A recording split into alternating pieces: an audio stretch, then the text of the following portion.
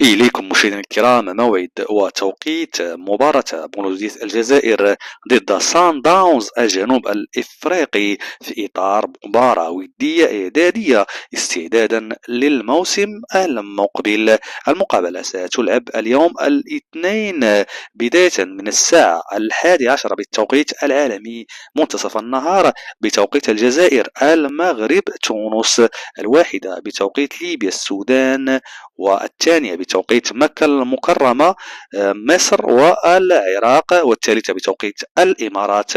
نذكر بأن سان داونز كان خاض أولى مبارياته الودية أمام الهلال السعودي وانهزم بهدفين مقابل لا شيء.